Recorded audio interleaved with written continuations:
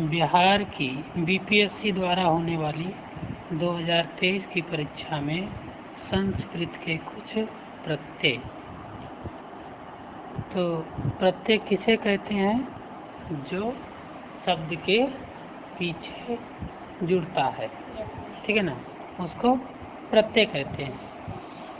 तो जो बिहार के द्वारा अभी बीपीएससी की परीक्षा होगी, टीजीटी पीजीटी, उसमें कुछ प्रत्यय लगे हैं उसके सिलेबस में, ठीक है। तो उनमें से हम लोग अभी प्रत्यय को पढ़ेंगे, तो पहले प्रत्यय को समझ लेते हैं कि प्रत्यय क्या होता है, प्रत्यय कहते किसे हैं। हाँ, तो उसमें दिया है पहले प्रत्यय, अर्थात प्रत्यय किसे कहते हैं। तो प्रत्यय शब्द कैसे बना है, तो बता रहे हैं कि प्रति, उपसर्ग पूर्वक और अय धातु और अच प्रत्यय लगाकर प्रत्यय शब्द बना है, ठीक है ना। Yes sir. हाँ, तो प्रत्यय शब्द जो है उसमें प्रति, उपसर्ग, अय धातु और अच प्रत्यय लगाकर बना है क्या? प्रत्यय। जिसका अर्थ क्या होता है कि जो वर्ण समूह किसी धातु से जुड़कर नए शब्द, नए अर्थ की प्रतीति कराए, उस वर्ण समूह को प्रत्यय कहते हैं। कहने का मतलब क्या है कि जो कोई वर्ण समूह, जैसे मान लिया जाए कि यहाँ पर हम एक शब्द ले लेते हैं, क्या कहते हैं, मान लो पट धातु ही ले लेते हैं, पट, ठीक है ना। Yes sir. तो पट धातु में अगर हम तिप प्रत्यय जोड़ देते हैं तो क्या बन जाता है? पठती, ठीक है ना, पठती बन जाता है। Yes sir. जबकि यहाँ पर पट धातु है, पट धातु का अर्थ क्या होता है? पढ़ना, ठीक है ना, ये होता है पट धातु का अर्थ। और जब इसमें हमने तिप प्रत्यय जोड़ दिया तो इसका अर्थ क्या हो जाएगा? पढ़ता है, ये अर्थ हो जाता है तिप प्रत्यय। जैसे इंग्लिश में हम लोग जैसे गो, गो का अर्थ क्या होता है? जाना, जाना, ठीक है ना। और इसी में हम क्या कर देते हैं? गोज, यस या ईएस और जोड़ देते हैं तो इसका अर्थ क्या हो जाता है? जाता है, ठीक है ना, ऐसे हो जाता है। तो उसने क्या कहा था कि जो शब्द समूह, ठीक है ना, जो शब्द समूह, तो भाई हम लोग वहाँ पर पठ में कौन सा शब्द समूह जोड़े थे? पठ में तिप, ये तिप, इसको जोड़े थे। तो इसने क्या किया, ये जब तिप पठ में जुड़ गया तो पठ का अर्थ पहले क्या था? पढ़ना, बाद में क्या हो गया? पढ़ता है, ठीक है ना, ये अर्थ हो गया। तो उसकी परिभाषा में यही कहा गया है कि जो वर्ण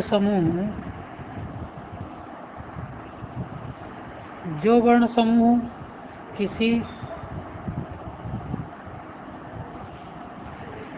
किसी धातु से जुड़कर अर्थ की प्रतीति कराए, कैसे अर्थ की? नए अर्थ की प्रतीति कराए, तो उस वर्ण समूह को प्रत्यय कहते हैं। तो ऐसे ही वहाँ पर हम लोगों ने किसके प्रत्यय कहा था? जो तिप लगा था वही क्या है? प्रत्यय कहलाएगा, ठीक है ना। अब इसके बाद आगे, तो ये तो हो गई प्रत्यय की बात, अर्थात जो किसी शब्द समूह के अंत में जुड़कर, ऐसा शब्द समूह जो किसी धातु के अंत में जुड़कर उसके अर्थ में कुछ नया परिवर्तन कर दे, तो वो क्या कहलाता है? प्रत्यय कहलाता है, ठीक है ना। अब कोई प्रत्यय पूछेगा तब क्या कहेंगे कि किसी धातु के अंत में जुड़कर कोई ऐसा शब्द समूह जो उसमें नए अर्थ को ज्ञात कराए, प्रतीत कराए, तो वह प्रत्यय कहलाता है। अब ये प्रत्यय जो होते हैं दो प्रकार के, मुख्य रूप से दो प्रकार के होते हैं, कृत प्रत्यय और तद्धित प्रत्यय, ठीक है ना। कृत प्रत्यय क्या होते हैं? तो यहाँ पर इन्होंने दे दिया है कि धातु में लगने वाले प्रत्यय, ठीक है, कृत प्रत्यय और तद्धित प्रत्यय। तो उनमें से कुछ धातु में लगने वाले होते हैं, कुछ शब्दों में लगने वाले होते हैं, ठीक है ना। तो उनमें से अब बता रहे हैं कि धातु से लगने वाले प्रत्यय। तो देखो धातु से लगने वाले प्रत्यय कौन से होते हैं, तो यहाँ पर बता रहे हैं धातु से लगने वाले प्रत्यय। जैसे पहला दिया है कृत, कृत प्रत्यय, ठीक है ना। तो कृत में कत्वा, ल्यप, तुमुन, तप्यत, तव्य, अनियर आदि प्रत्यय हैं जो धातु से लगने वाले होते हैं। इनकी संज्ञा क्या है, कृत, इनको कृत कहा जाता है। इसके बाद है तिंग, तो तिंग प्रत्यय तिप, तस, झी आदि 18 प्रत्यय यह धातु के अंत में लगने वाले होते हैं, ये भी। इसके बाद शब्दों के अंत में लगने वाले प्रत्यय, तो शब्दों के अंत में लगने वाले प्रत्यय अर्थात सुप आदि 21 प्रत्यय, सु, औ, जस, अम, और, षष्ठ, अभ्याम, विष ऐसे करके 21 प्रत्यय शब्दों के अंत में लगने वाले ये होते हैं। इसके अलावा स्त्री प्रत्यय भी होते हैं, टाप, गीप, गीस, घीन आदि। जैसे हम लोग सुप आदि को देखें 21 प्रत्ययों में, तो वहाँ पर होता है जैसे राम शब्द बनाते हैं तो राम में सु प्रत्यय लाकर और सु को विसर्जन कर रामा प्रत्यय, रामा शब्द बनता है। तो यहाँ सु प्रत्यय लगा है राम के अंत में, तो ये कहलाएगा क्या, सुप्रत्यांत अर्थात शब्द के अंत में लगने वाला प्रत्यय। इसके बाद अब अगर देखें हम आगे तो स्त्रीलिंग के प्रत्यय। स्त्रीलिंग में कौन से होते हैं, तो जैसे स्त्रीलिंग में टाक प्रत्यय पड़े होंगे, गीप प्रत्यय, ये सब स्त्रीलिंग में होते हैं। जैसे टाप प्रत्यय का उदाहरण देखें तो जैसे अजा शब्द बनता है, अज शब्द से टाप प्रत्यय लगता है अजादस्ताप सूत्र से, ठीक है ना, ये हो जाता है तो बनता है अजा, ठीक है। ये स्त्रीलिंग की विवक्षा में ऐसा होता है। तो ये होते हैं शब्दों के अंत में लगने वाले प्रत्यय। इसके बाद और देखा जाए तो तद्धित, तद्धित के प्रत्यय, तो तद्धित भी होते हैं, ये शब्दों के अंत में लगते हैं। मतुप है, अण है, इनी है और भी आगे हैं। जैसे अण प्रत्यय को जैसे हम लोग बनाते हैं विनीता, विनीता शब्द बनाते हैं, विनीता, तो इसमें अण प्रत्यय नहीं बल्कि इसमें तद्धित का ही ढा प्रत्यय लगता है और इस ढा को ये आदेश होकर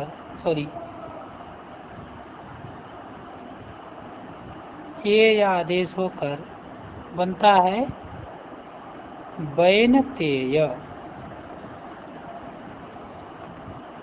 बैनतेय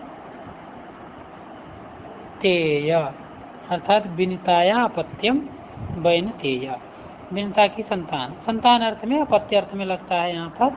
तो ये मतुप प्रत्यय होते हैं। जैसे मतुप में और सरल सा उदाहरण देखेंगे, जैसे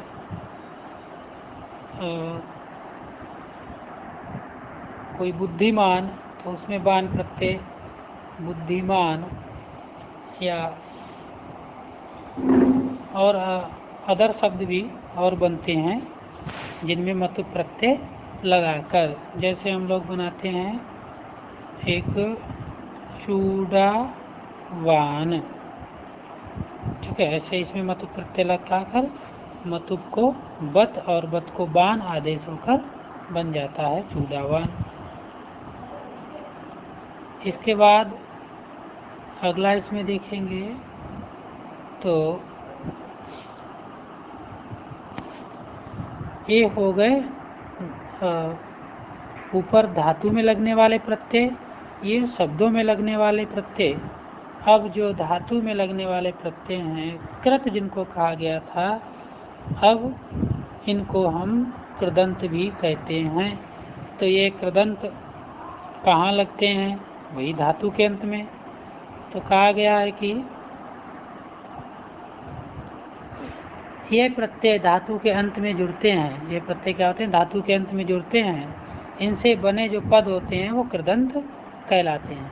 कृत प्रत्ययों से 3 प्रकार के शब्दों का निर्माण होता है: अव्यय, विशेषण और संज्ञा। इन 3 प्रकार के शब्दों का निर्माण होता है कृदंत प्रत्ययों के द्वारा। तो ये ध्यान रखना होगा क्योंकि बहुत इंपॉर्टेंट है, नहीं तो पूछेगा। कौन कौन से शब्दों का निर्माण होता है? अव्यय और विशेषण और संज्ञा पद।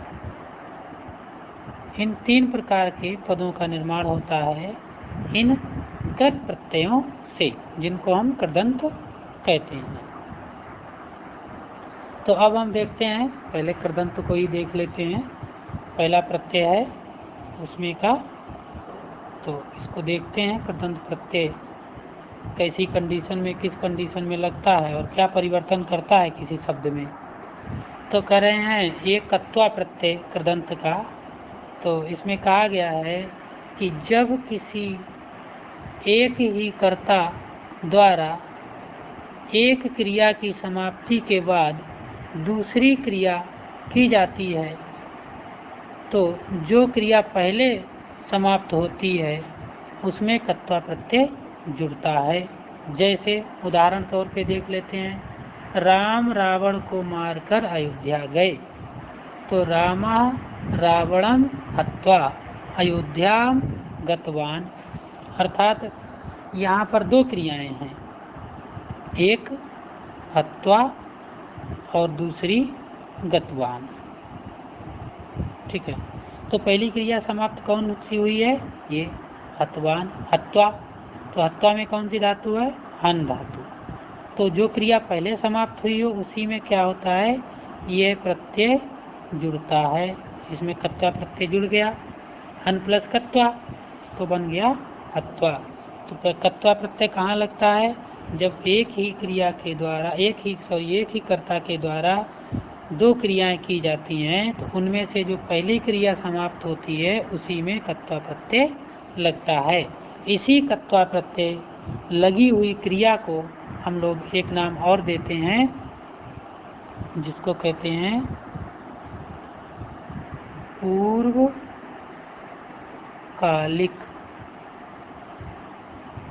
पूर्वकालिक क्रिया। तो जिसमें कत्वा प्रत्यय जुड़कर जो क्रिया होती है वह पहले दूसरी आने वाली क्रिया से पहले समाप्त हो जाती है, इसीलिए इसका नाम हो जाता है पूर्वकालिक क्रिया, कत्वा प्रत्यय जिसमें लगता है। तो यही क्वेश्चन बन सकता है कि कत्वा प्रत्यय लगकर जो क्रिया की सिद्धि होती है, जो क्रिया बनती है, जो शब्द बनता है, जो धातु शब्द बनता है, उसको किस नाम से जानते हैं? तो हम लोग कहेंगे उसको पूर्वकालिक क्रिया इस नाम से जानते हैं। इसके बाद अब ये तो समझ गए कत्वा प्रत्यय लगने से क्रिया किस नाम की हो जाती है और क्या कहते हैं उसे। इसके बाद अब कह रहे हैं कि अतः हमें कुछ उदाहरण भी देख लेना चाहिए। तो जैसे उदाहरण देखने जाएंगे तो यहाँ पर दिया है कि सा स्वकार्यम कृत्वा विद्यालयम अगच्छत, अर्थात वह अपना कार्य करके विद्यालय गया। तो सा स्वकार्यम कृत्वा, स्वकार्यम कृत्वा विद्यालयम अगच्छत। तो यहाँ देखेंगे कि पूर्वकालिक क्रिया कौन सी है? तो जिसमें कत्वा प्रत्यय जुड़ा होगा वो पूर्वकालिक क्रिया कहलाएगी। तो क्री धातु में एक कत्वा प्रत्यय, यहाँ क्री धातु है, कत्वा प्रत्यय है, तो ये पूर्वकालिक क्रिया हुई। और अगच्छत पश्चातकालिक क्रिया हुई। तो कृत्वा अर्थात यही पूर्वकालिक क्रिया है और इस क्री धातु में कत्वा प्रत्यय लगा है। वहाँ पेपर में पूछेगा सिर्फ यही कृत्वा में कौन सा प्रत्यय है, तो हम लोग बता देंगे क्री प्लस त्वा के क्री प्लस क त्वा प्रत्यय है, कत्वा प्रत्यय। ठीक है। अब इसके बाद अगला उदाहरण देखेंगे तो मिलेगा, दिया है कि सा गाम दत्वा, सा गाम दत्वा, सा गाम दत्वा गृहम गतवान, अर्थात सा मतलब वह है, गाम गाय को दत्वा देकर गृहम गतवान घर चला गया। तो यहाँ भी क्या है, पूर्वकालिक क्रिया क्या है, दत्वा, अर्थात देकर। तो देकर एक क्रिया पहले समाप्त हुई, पहले उसने गाय को दिया, बाद में गतवान घर को गया। तो यही क्रिया क्या है हमारी, पूर्वकालिक। इसी पूर्वकालिक क्रिया में प्रत्यय जुड़ा है क्या, कत्वा, यही पूछा जाएगा। ठीक है। इसके बाद अगला उदाहरण देखेंगे तो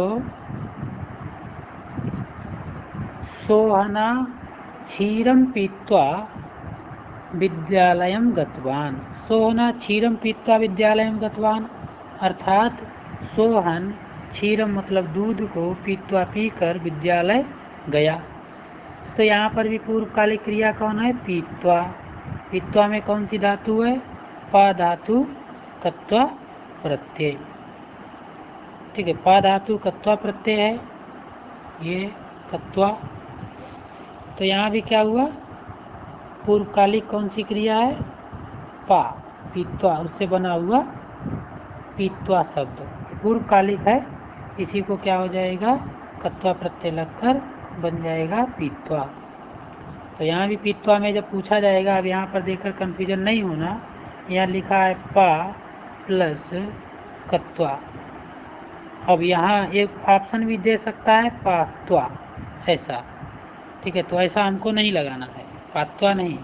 पा में जो आकार है बड़ा आ, इसको ई हो जाता है।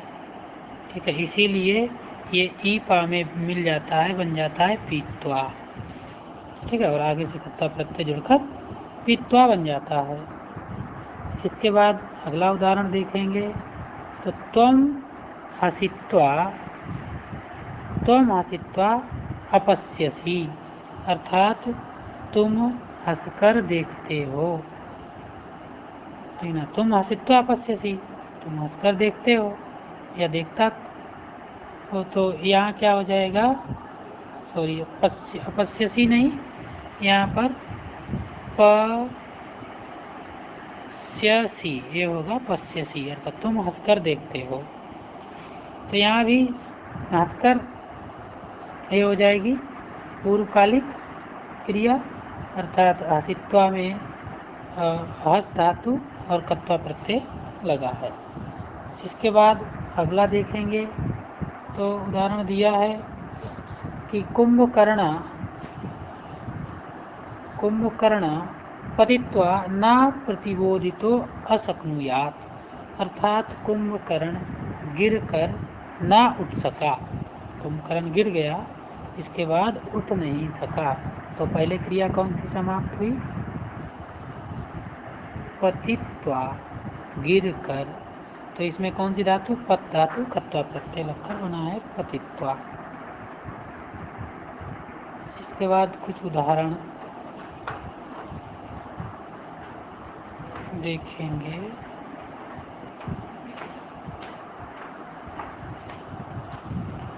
तो जैसे पठित्वा में पठ धातु कत्वा प्रत्यय लगा है, बना है पठित्वा। ठीक है, इसके बाद में लब्ध्वा में लब धातु कत्वा प्रत्यय। इसके बाद त्यक्त्वा में त्यज धातु, बहुत इंपॉर्टेंट शब्द है, लब्ध्वा इंपॉर्टेंट शब्द है, यही पूछे जाते हैं, लब धातु। अब लब में देखकर कोई कंफ्यूजन हो सकता है, लब भी लगा सकता है, ये लब, सॉरी ये लव, ये लब लगा सकता है, लेकिन यह लब नहीं, मुख्य रूप से लब धातु है, उस लब के भा को वाह हो जाता है, वाह, तब बनता है लब। तो इसको ध्यान रखेंगे, सब बहुत इंपॉर्टेंट शब्द हैं जो परीक्षा में पूछे जाने वाले हैं, बाकी तो सरल हैं, बता ही लेंगे। कुछ शब्द ऐसे होते हैं यूनिक। तो यहाँ लब्ध्वा में लब धातु है, इसके बाद त्यक्त्वा में त्यज धातु है। यहाँ पर कोई कन्फ्यूजन में आके त्यक ना लगा देना, त्यक नहीं बल्कि त्यज है। और कथयित्वा में कथ धातु है, अक्त्वा प्रत्यय है। क्रीत्वा में क्री धातु है, अक्त्वा प्रत्यय है। ऐसे ही खेलित्वा में खेली धातु नहीं बल्कि खेल धातु है और अक्त्वा प्रत्यय है। इसके बाद नीत्वा में नी धातु अक्त्वा प्रत्यय है। प्रस्त्वा, ये बहुत इम्पॉर्टेंट शब्द है। प्रस्त्वा में बहुत लोग इसको पृष्ठ कहते हैं। पृष्ठ धातु कत्वा प्रत्यय, लेकिन ऐसा नहीं है। यहाँ पर पृष्ठ में प्रच्छ धातु है, ठीक है ना। प्रच्छ धातु और अक्त्वा प्रत्यय लगाकर बना है पृष्ठवा। तो ये ध्यान रखेंगे। इसके बाद अगला देखेंगे तो ग्रहीत्वा, अर्थात इसमें क्या है, अब ये ग्रह धातु है। कहीं ऑप्शन में यहाँ पर ग्रह भी दे सकता है, ये वाला भी ग्रह, और इधर दे देगा कत्वा। तो इसको ध्यान रखना है, यहाँ पर ये वाली ग्रह धातु है। ग्रह मतलब ग्रहण करने वाली, ग्रहण करना, ठीक है। तो ग्रह प्लस तत्वा, ग्रहण करके। तो इतने यहाँ ये आज इतना ही रखते हैं प्रत्ययों में। पहला प्रत्यय हम लोग देख लिए कत्वा। इसके बाद अगला प्रत्यय पढ़ेंगे ल्यप। ल्यप भी इसी अर्थ वाला होता है। कत्वा अर्थ वाला जो प्रत्यय है, कत्वा किस अर्थ में लगता है, करके, करके अर्थ प्रकट करता है। ऐसे ही अगला प्रत्यय अब हम कल पढ़ेंगे ल्यप, जिसका अर्थ भी यही होता है करके। लेकिन लिप की क्या कंडीशन है, किस कंडीशन में करके लिप प्रत्यय लगता है, तो वो कल देखेंगे। ओके, आज इतना ही रखते हैं।